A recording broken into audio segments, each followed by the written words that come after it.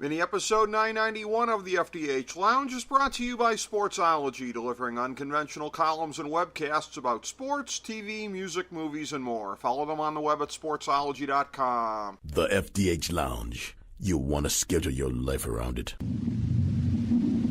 A long time ago, on a gloomy, wet Cleveland spring night, two men stand alone amidst the late-night drizzle. Their voices echo across the vacant station parking lot as they debate the merits of the great American radio show that have been missing for far too long.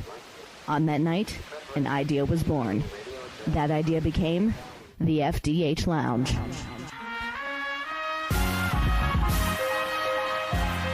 Welcome to the FDH Lounge. Hello, everyone. Welcome to FDH Lounge mini episode number 991. This is FDH Managing Partner Rick Morris here today with one of our favorite FDH Lounge dignitaries, my good friend Russ Cohen, also the proprietor of Sportsology, one of the great traditions here in the FDH Lounge, to preview the Stanley Cup Final every year. In this case, of course, the 2008 Stanley Cup Final, the one that we all saw coming before the season. All of us out there are betting on it in Vegas, Washington versus Vegas. And as I joked at you on Twitter the other night, Russ, can you believe Washington made it to the Stanley Cup Final? Also Las Vegas in their first year, too. That's a little unlikely as well. Yeah, it's an interesting thing. It is. With Vegas, I mean, the start of the year, before the season began, I thought it would be historically bad just because I didn't know if you could put all these players together with no continuity, get anything. But Gallant did a great job. I knew Fleury would be great. I wasn't worried about him, but I was worried about everything else, the defense in front of him, and it's all worked out great. I really picked the, I believed in their regular season, probably from mid-season on, I did. But then, even in the playoffs, I picked against them a little bit until the conference finals, and I was on board, and so I had to really look at things, and I said, no, you know what, that's for real. As far as the Caps, it was interesting because to start the season, I thought they were a little weakened, but they definitely could make the playoffs. Then it was matchup against Pittsburgh, and I definitely picked Pittsburgh because I picked them in the preseason to make it to the Stanley Cup. But I was talking about it in that series, like, hey, I still think there's a chance they could win this. And when I covered Game 6 out there when Washington did slay the Dragon, so to speak, and when that happened, then I became a big believer in the Caps and have been picking them ever since as well, because I got to see a little glimpse into what was going on, like live, but also in the locker room. And so that made me a little bit more of a believer. Yeah, I can understand that. And again, for Washington, it's one of these strange kind of things where, by the way, the series with them in Pittsburgh, I will give myself some credit here. I picked Washington in that series just as I picked St. Louis a couple of years back when they finally beat Chicago. I have a pretty good instinct for when it's about to tip the other way. I'm not going to put myself over completely in terms of prognostications because I'm right about 500 for the whole playoffs at this point, but I call it a gut feeling. I just had a feeling they were going to get past Pittsburgh there. But this is a thing where, and there's certainly more to talk about, I think, with Vegas in terms of the oddities, but with Washington, again, the fact that they beat Pittsburgh finally and the way that they have looked here, and as we get into, I have some statistical breakdowns to get into in a little bit here with you as well, but this is the thing. You want to talk about an atypical Caps season, all you got to do is look at it this way, whether it be Holtby or really the entire team, the Caps much better in the postseason than they've been in the regular season. Not that it was a bad regular season, but they've really looked outstanding in the postseason. And again, it's always the opposite for Washington. That's been the story since the beginning of time, and thus far they've flipped that narrative on its ear.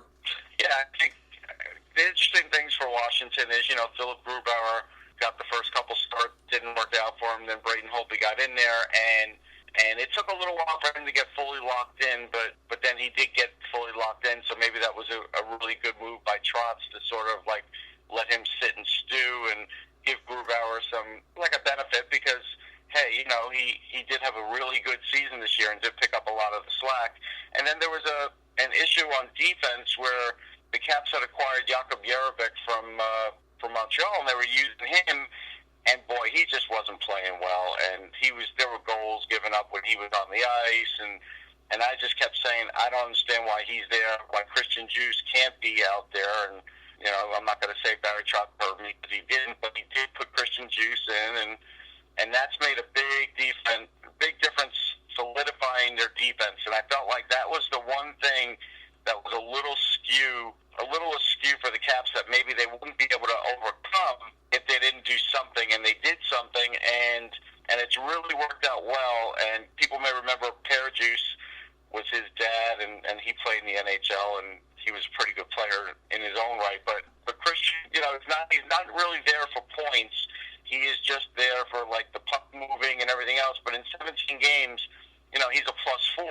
That's kind of nice to be able to plug that in when the other guy was a minus. So it seems simple, but at the time, I remember when I was saying it, the Caps weren't looking so good, and it definitely was the right move, and I got to give Barry Trotz all the credit for that move. Absolutely, he really does. He has done a masterful job of moving the pieces around, and for a guy who's had a rap for being a postseason coach in the past, again, yep. He, like the players on his team, they have really flipped that narrative, as I said, thus far on its ear. You go to Vegas, and again, never before in any major sport in our lifetimes, and I'm going to go out on a limb and say never again, are we going to be discussing a team in the championship round and reviewing their entire formation over the last 12 months. I mean, I believe you were out there for the expansion draft last year, were you not?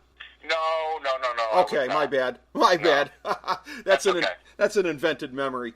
But I remember you were covering it at the time, and we had something about it, of course, in Pro Hockey Draftology 2017. By the way, the 2018 version coming soon. I remember your coverage of it at the time. There's been some talk about, are things going to be adjusted a little bit when and if Seattle comes up next.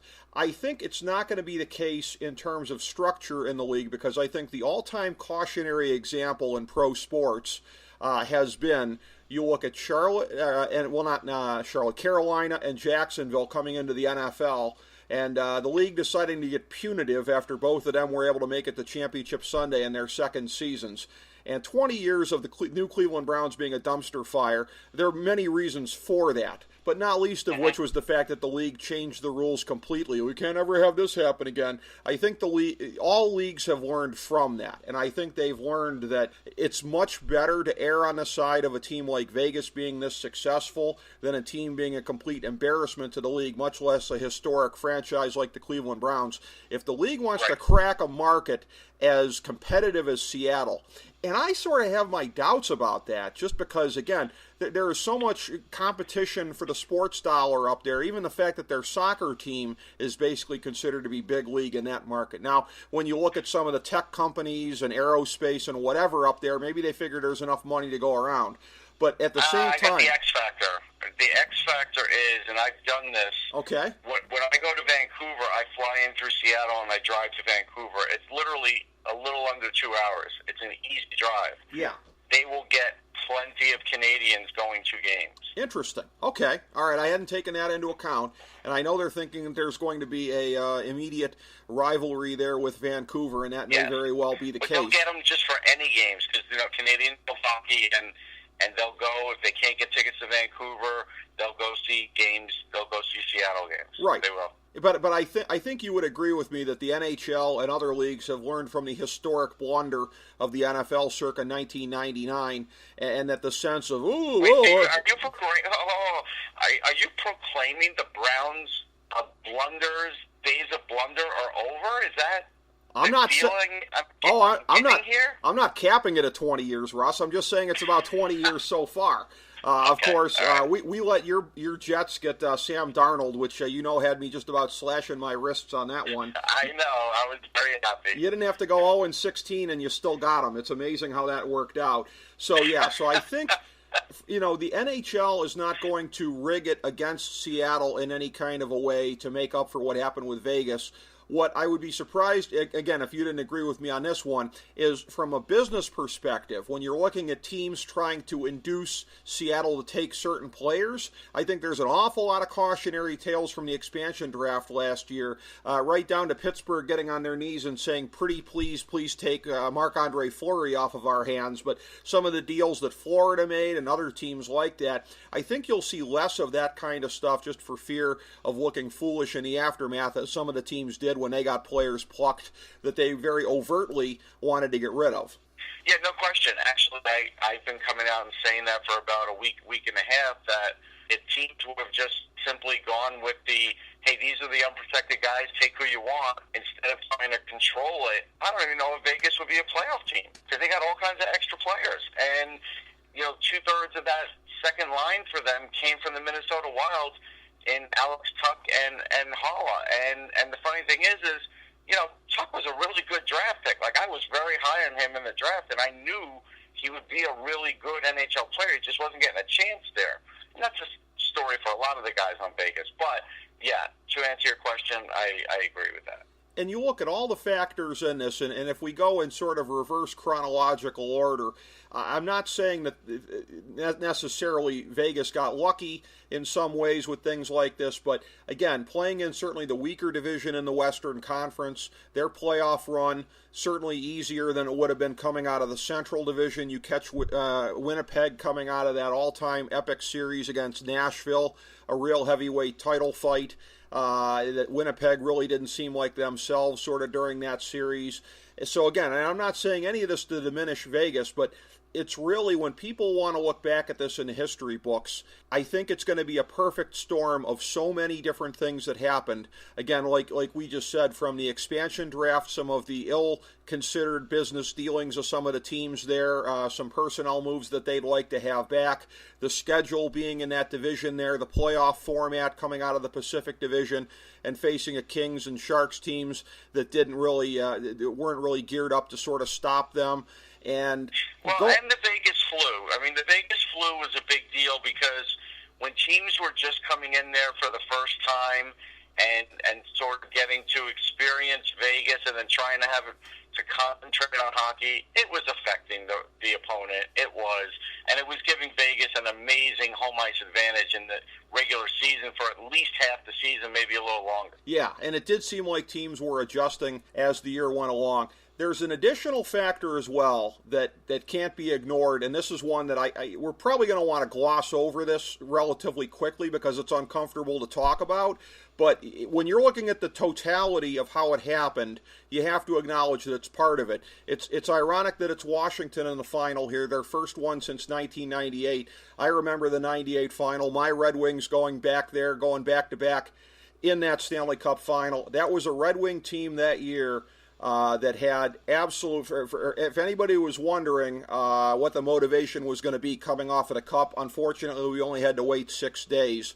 The accident with Konstantinov and the other guys, and the just superhuman motivation that team had, and the way that they played together in a way that only tragedy really kind of brings out in you. And you go back to Vegas at the beginning of the year, everything out there with the massacre that happened out there, in the first week of this team coming together on the ice, and questions coming in about how much the community was necessarily going to take to them and vice versa, and how much they basically drew from the community and put back into the community with that great start that they had. And it's uncomfortable to talk about in a life and death context here. And again, I think you'd have to be a really sick person as a Vegas fan to say, oh, it was all worth it. But you look at it, and that's the way life works out a lot of times, Russ, that you get these things thrown at you, and if you handle it the right way, you come out of it stronger. And Vegas came out of that with motivation that not any other team in the league had this year.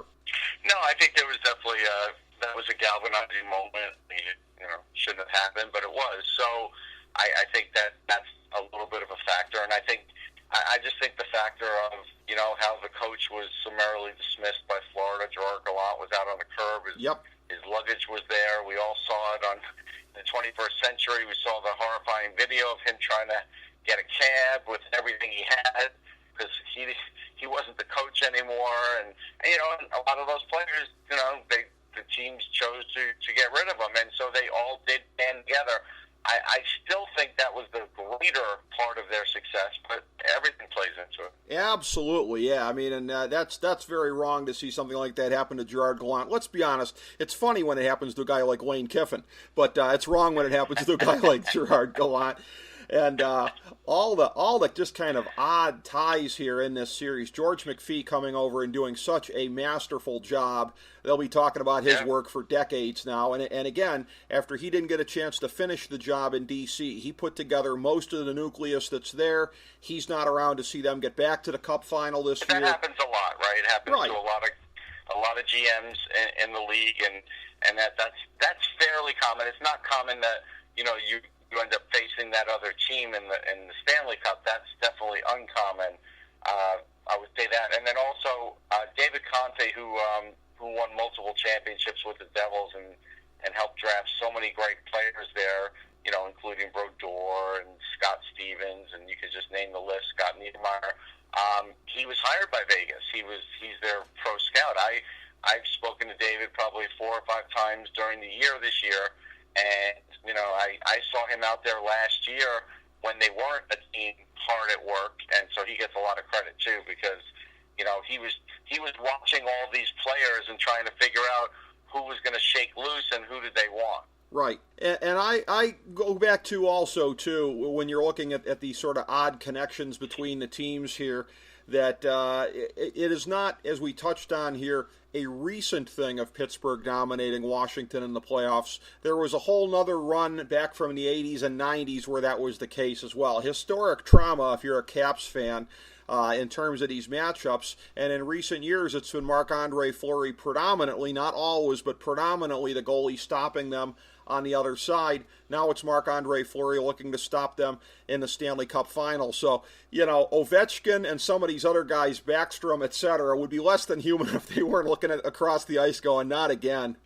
Yeah, no question, and that's, the Fleury thing is really a great story because even early in the year when he got injured, everybody thought, this is it. This is when Vegas starts taking a nosedive. And they were playing goalies that Dylan Ferguson and Maxime Lagacé, guys with 0 NHL experience and getting by. And Malcolm Subban, who I thought was always going to be a pretty decent goalie in the league, but he had trouble with Boston, and he comes in, and that was as amazing as anything else, is that whole season could have been derailed when all that happened, and it wasn't.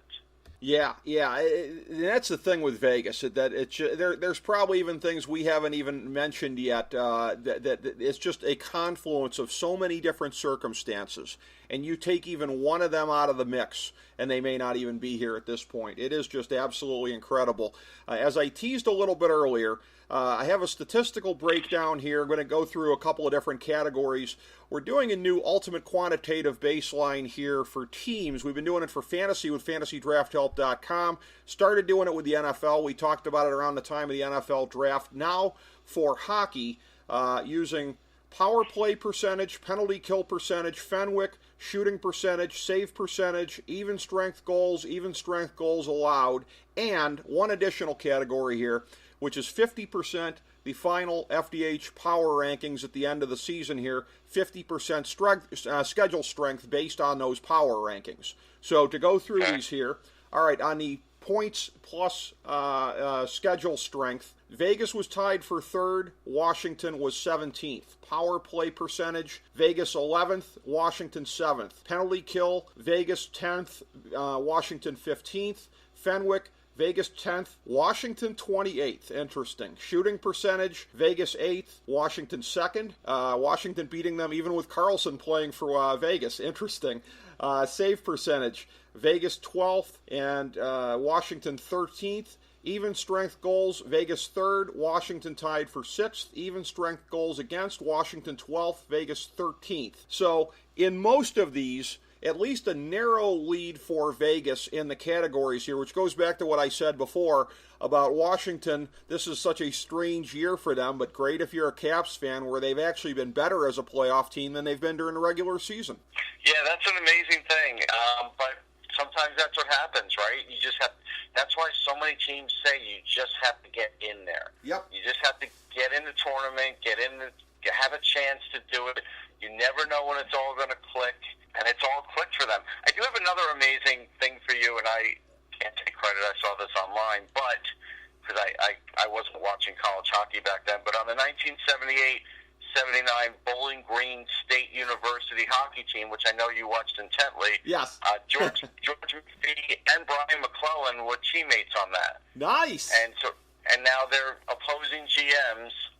And actually, also on that team, Ken Morrow, who went on to greatness with the Islanders and the Olympic gold. Yeah. That's pretty amazing if you think about the randomness of that. It really is. I should have known about George McPhee being a Falcon. I didn't know that. Of course, that's my mom's alma mater, and I was just up for a game. See? Yeah, I was up for a game the season before this one with actually our FDH golf editor, Mr. Flatstick Tom Denk, who was a Bowling Green alum, and I was down the concourse looking around, and I saw a picture of Ken Morrow, but I did not know that about George McPhee as well. Very interesting. Yep.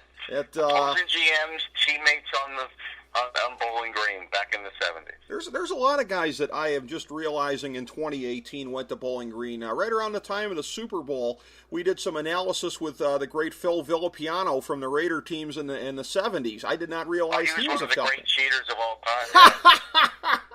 I didn't think you would be a fan as a Jets fan, but yeah, I didn't realize Phil was a Falcon. That was pretty cool. But yeah, and I didn't know that either. Yeah. I just remember him cheating any minute, he being as dirty a player as you could be. But he was good. His big claim to fame was when he was on the Superstars. Man, he lift. I want to say the clean and jerk or something. Oh my God, this guy was just pushing major weight. Would it surprise you at all to know that his best friend is Conrad Dobler? No, because he was probably the second dirtiest or the dirtiest guy in the game.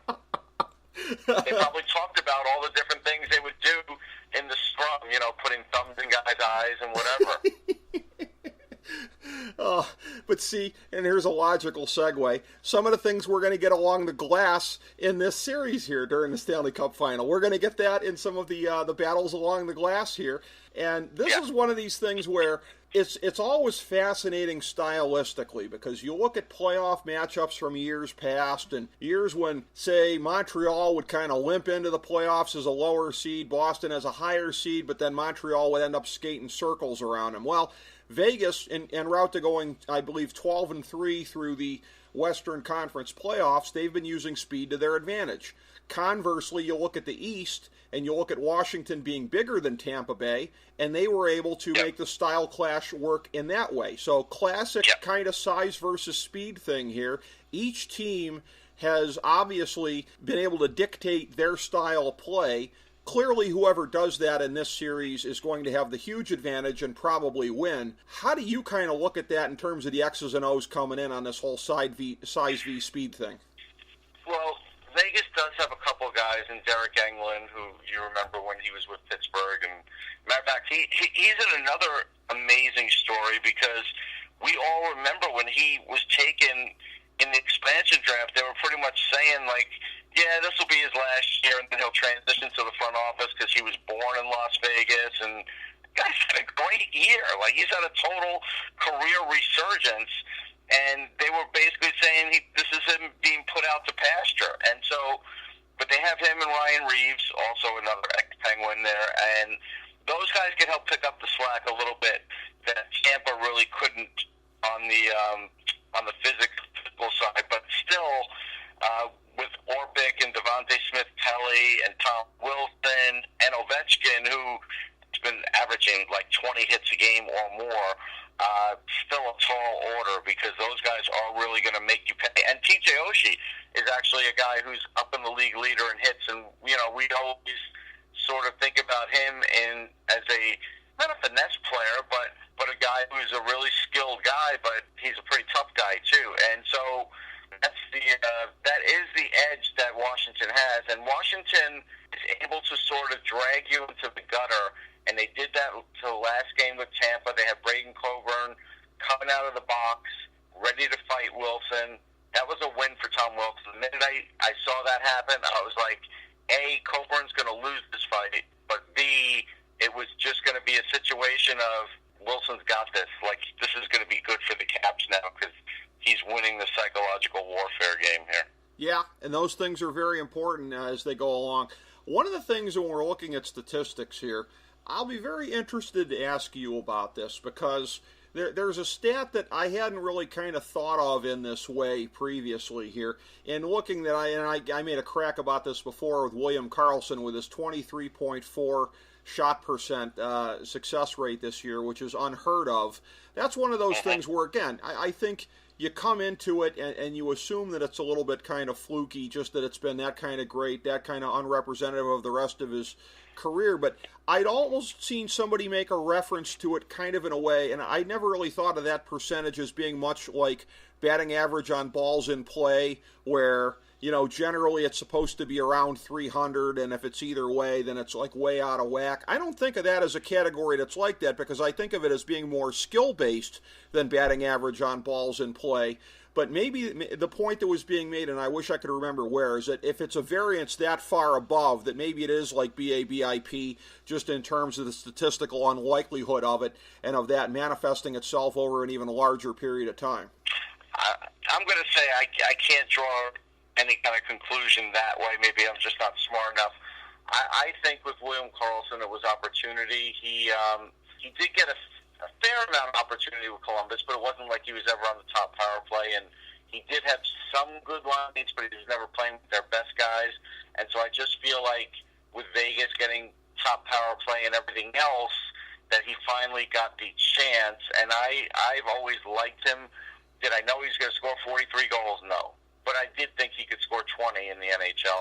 So, and that was more than the 6 that he actually did up to this point, right? So yeah. I give it great credit. I don't think he's a total fluke. Same with Marchessault. I mean, I really liked him when he was with the Hartford Wolfpack and the Rangers, but the league was different, and it didn't seem like he could break through. And even with Florida, when he had that great year, I was like, boy, I don't know if it's just because he's getting a ton of ice time. Sometimes when you get that much opportunity, you can put up a certain amount of points if you have some talent, but then if you go to another team and all of a sudden you're playing tougher minutes, it changes things, and it didn't change for him. So clearly he has overcome a hurdle based on the way the league is now, and you can be a smaller player and succeed. I think that's something that's really played into it too. So, I mean, those are the two important cogs for them, and I don't see anything letting up or being flukish about it. I got to, say that.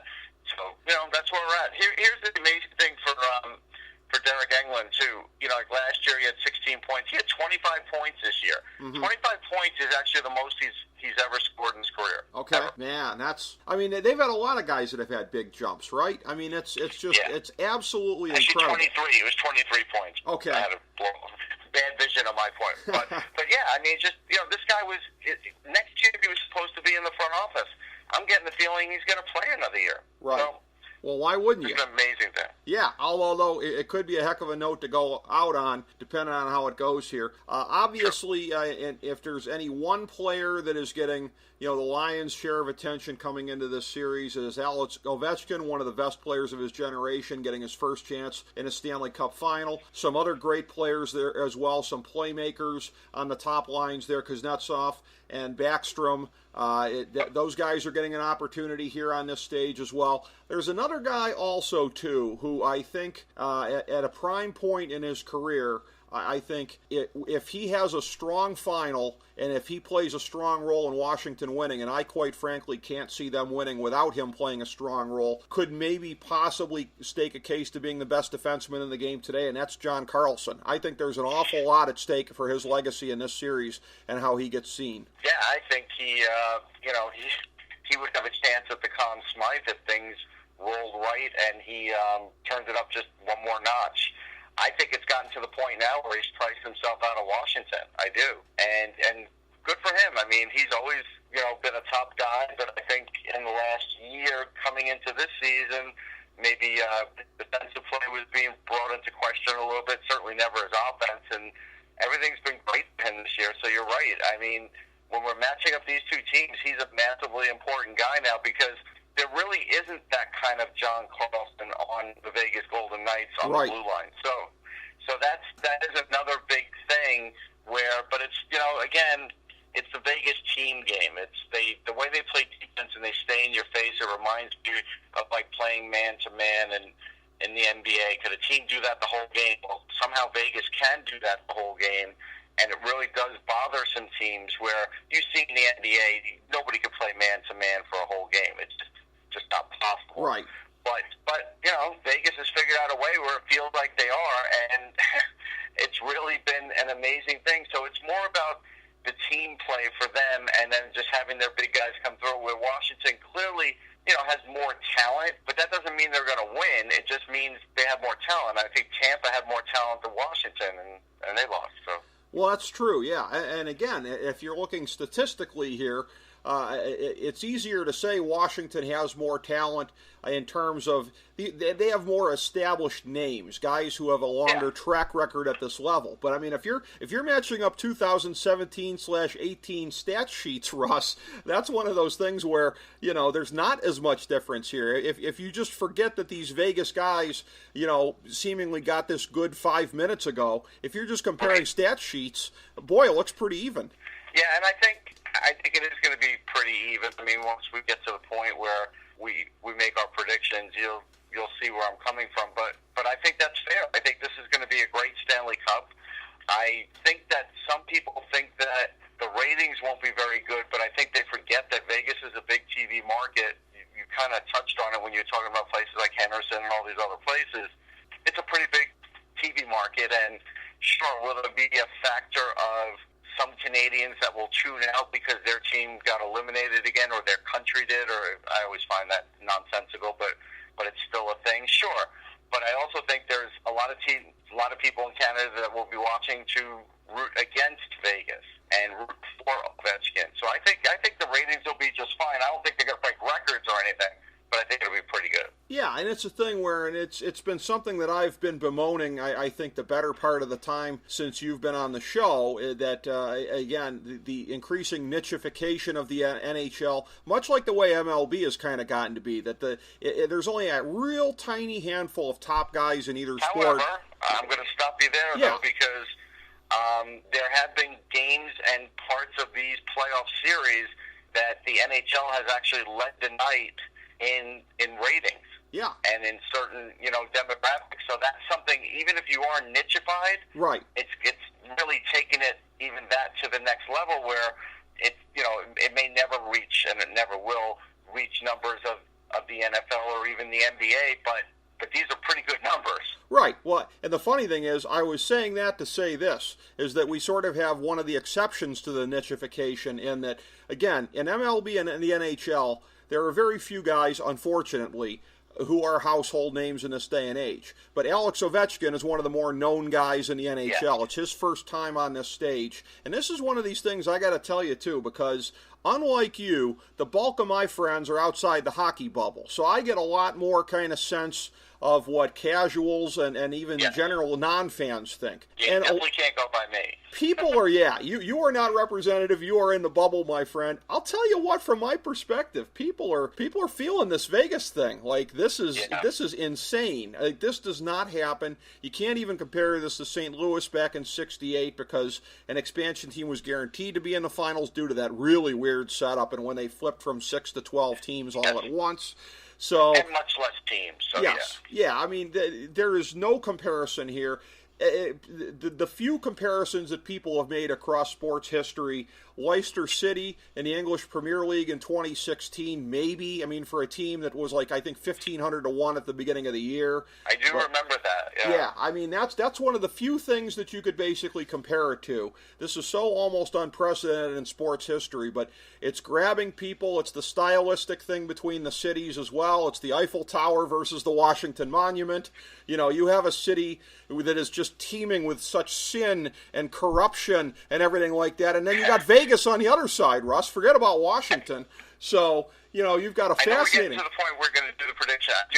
I do want to say, though, for people that are jaded, that say, well, this whole thing was unfair, and boy, boo-hoo for my team because these guys are in the Cup and my team can't get back to the Stanley Cup and, plug in the year. If it's the Canadians, it's 1993. If it's, the Flyers, it's 74, 75. So, but the idea is, it's just, if you thought that this is what everybody thought, Vegas would never have had the Las Vegas Golden Knights set at 500 to 1 when the season began and people put some money down on that. They don't do that just for the fun of it, so you could have a chance of cashing a big ticket. Right. And now that possibility exists. But when we get to the predictions, I'll talk about something else I think Vegas is doing now. But the idea is they didn't do that for fun. They thought that too. Well, we're close to getting to the point of predictions. I'll say this, and one of the things about the way that this Vegas team has been greeted locally, there's a certain amount to be said for being, again, the first major sports team in a market. And this is one of these things where a lot of people, at least out there who follow hockey, know this. People who are more casual may not know this. But again, their practices, like on weekday mornings, people show up, their practice rink is filled. The practices are free to come to, but they have a gift store that's there, and it does very good churning business. And I have a theory on the psychology of this, and it goes beyond, again, the community tightness from the tragedy that we said before. But one of my theories is this, as far as the psychology of Las Vegas, that if you live out there, you don't necessarily have to be a dealer at a casino to be somebody who is dependent on the tourists. One way or another, the overwhelming majority of people out there live to serve all of us who go out there on vacation. Most industries are built on that. And if you're a local, it's easy to feel invisible. Las Vegas is not a city for the locals. Las Vegas is a city for all of us who go there once a year, maybe. So to have something that's your own, I mean, you and I, we've called pro sports teams our own all our lives, and it means a lot to us.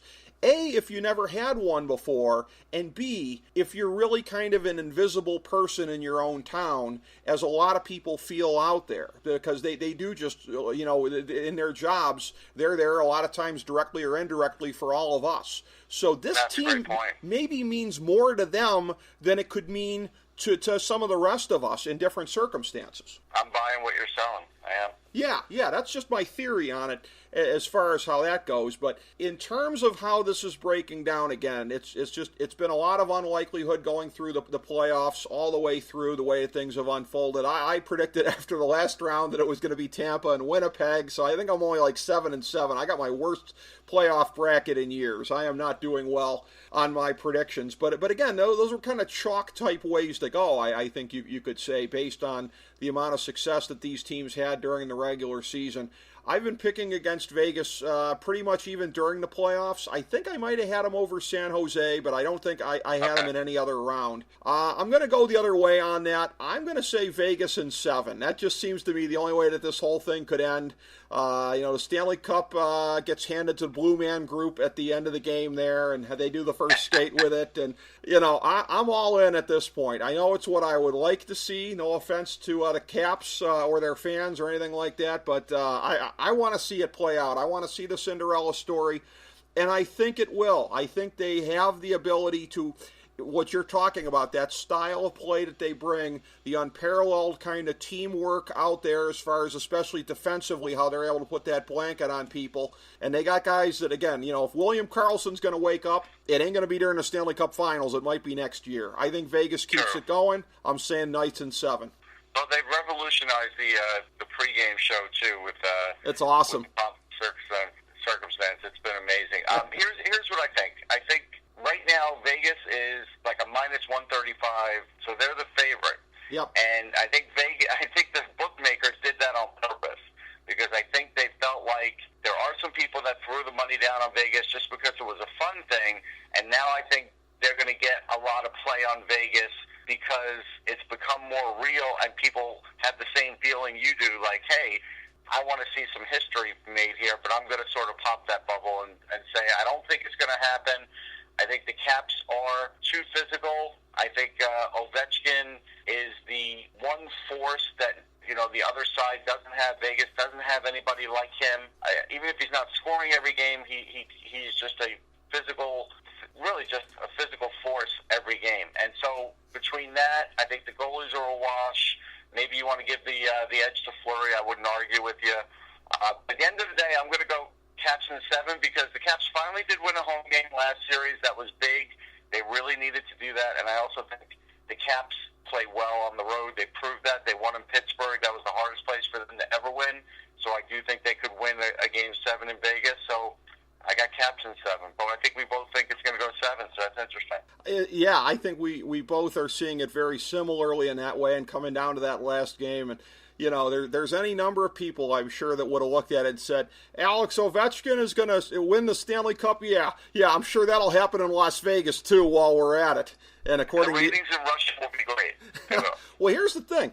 This occurred to me while we were talking here. Alex Ovechkin had envisioned the 2018 was going to be a great year for him for another reason, because until the Caps organization backed off of their threat to go ahead with this, they were going to let him go to South Korea and skate for Russia. And he saw himself, in his own mind's eye, skating off with a gold medal this year. Wouldn't it be ironic he gets deprived of that dream and then gets to end up going skating the Stanley Cup? And, it's... It can happen now. Yeah, and it's one of the... It's interesting because this has been a decade where we've seen he's not the first guy to have made it this far. And I know that this is kind of a probably sore spot for you, but a great Hall of Fame caliber player in this decade who had a look at it, got to this stage, wasn't able to convert. Good old King Henrik there back in 2012. So it's interesting when you see a guy like that of that magnitude get to this stage. And based on the Caps' playoff history in years past, I mean, maybe this is a turning point for them, and maybe in years past they'll be more of a threat to make it back here. But, I mean, it's the same thing, I think, as it was for Henrik in 2012 there. You got to think this is Ovechkin's one good look at it, and it's going to be fascinating to see. He's going to leave it all out there. Yeah, how it plays out and how it all goes. And again, it is going to be an amazing spectacle on so many levels. The Stanley Cup Final we never thought we would see. And again, all of the skill and the style differentials and everything like that will be on display. And I know that you and I will both enjoy watching this. And you perhaps in person here, depending on how this goes for one or two games. I'll get in some games, there's no doubt. Well, that's wonderful. I am very happy for you in that regard, my friend. So enjoy your coverage of it. Thank you so much, as always, for being here for our preview of it. As we bring the show to a close, we would like to extend our deepest gratitude to NBC, CBS, ABC, Fox, all Clear Channel affiliates, TNT, TBS, USA, UPN, Deadspin.com, YouTube.com, YTMND.com, MySpace.com, various blogs, Fox News, CNN, CNBC, MSNBC, IamBoard.com, Billboard.com, Google.com, ESPN, ESPN2, ESPN News, ESPN Classic, NBA TV, NFL Network, Sports Time Ohio,